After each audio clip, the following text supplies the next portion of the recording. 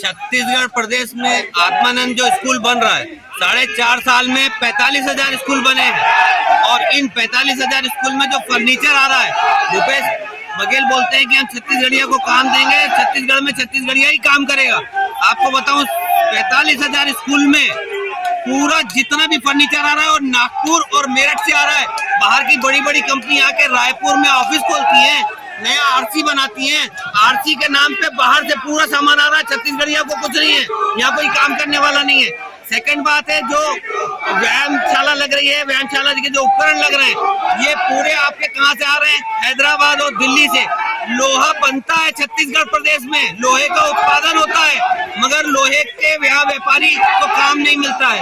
ये पूरा लोहे का सामान आ रहा है आपका हैदराबाद, नागपुर, दिल्ली, मेरठ, इस जगह के लोग आकर के यहाँ ऑफिस बना लिए रायपुर में, और यहाँ आरसी बनाते हैं, और यहाँ आरसी बना के वहां से सामान यहाँ शिफ्ट होता है। छत्तीसगढ़िया को कोई काम नहीं मिल रहा है, छत्तीसगढ़िया को टोटल कोई काम नहीं, सबको रोड पे ला दी भूपेश सरकार। क्या कहना चाहिए?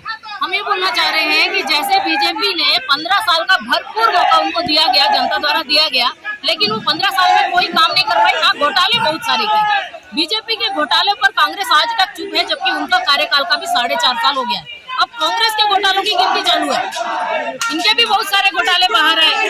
तो आज का जो ये कार्यक्रम है, ये कार्यक्रम पूरी तरह से फेल है, क्योंकि दोनों ही जवाब देने की स्थिति में नहीं है। जनता आज भी मूलभूत सुविधाओं की लड़ाई लड़ रही है, उनको पानी की दरकार है, उनको बिजली, नाली और सड़कें चाहिए, जो ये सरकारें नहीं दे पाई। ये सिर्फ और सिर्फ घोटालों की सरकार है, इसमें होना जाना कुछ नहीं, और बस पूरे एक प्रोग्राम को इस तरह से एक बहुत नारेबाजी का शो बना दिया, लेकिन मुद्दे गायब है।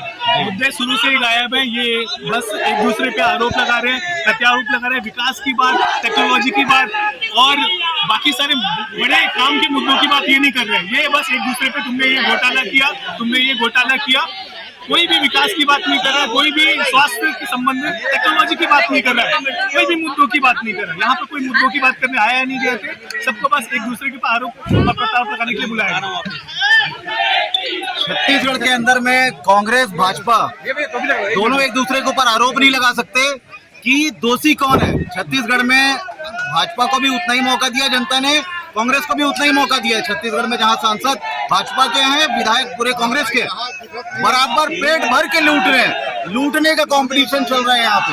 ये लोग विकास की बात नहीं कर सकते, भेड़ बकरियों की तरह आपस में लड़ते रह सकते हैं, इससे ज्यादा इनको कोई काम नहीं आता। बिल्कुल सही बात बोल रहे हैं भैया। एक बात और मैं बोलूंगा आपसे, छत्तीसगढ़ प्रदेश में जो अडानी का कोयला खदान जो इन्होंने इशू किया है, वो 68 लाख करोड़ रुपया का है।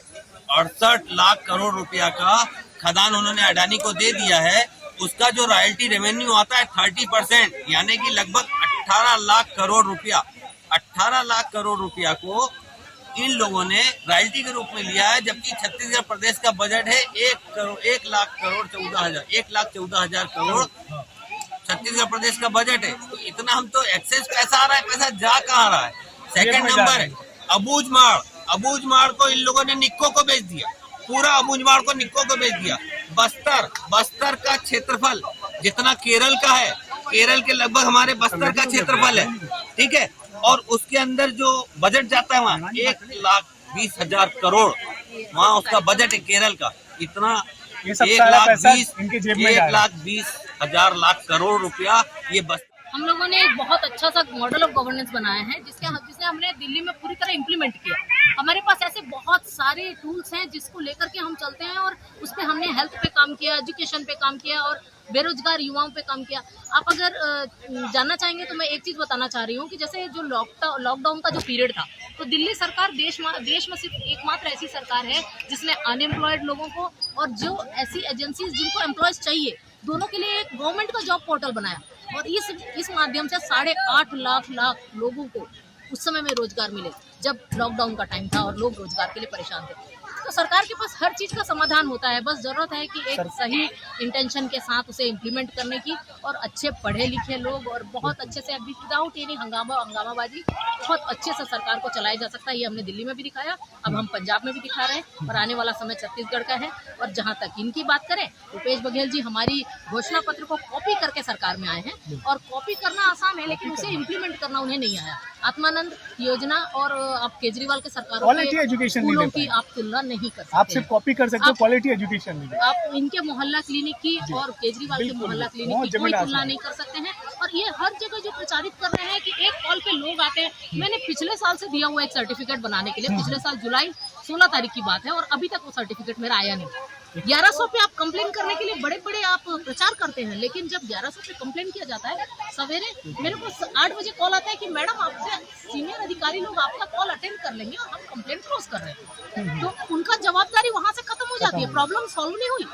मैंने कंप्लेन की थी कि सड़क पर पूरी गाय है, बहुत सारी गाय है, और एक्सीडेंट हो होता है बच्चा मेरे जस्ट सामने। वो बच्चा तो लगभग 18 साल 20 साल का रहा होगा, उसका तो एक्सीडेंट में डेथ ही हो गया रहता। तो क्या जवाबदार है इनके लिए? इतनी सारी गोठाने बनी है तो इनकी गाय सड़कों पे क्या कर रही है? जब मैंने कंप्लेन दी तो 1100 ने मैं एकदम दूसरे दिन सवेरे सवेरे कॉल किया कि ये कंप्लेन रजिस्टर्ड नहीं किया जा रहा है, आपका कंप्लेन क्लोज किया जा रहा है, क्योंकि स्थानीय एजेंसी को बता दिया गया कदम। और जब स्थानीय एजेंसियां वहां पहुंचेंगी तो वो गाय वहां पे नहीं थी मैडम, भले वहां से 20 मीटर पे दूरी पे रहेगी, लेकिन मैडम जिस जगह आपने बताई थी वहां पे गाय नहीं थी। ये तो इनका योजनाओं का समाधान का तरीका है। ठीक है, थैंक यू।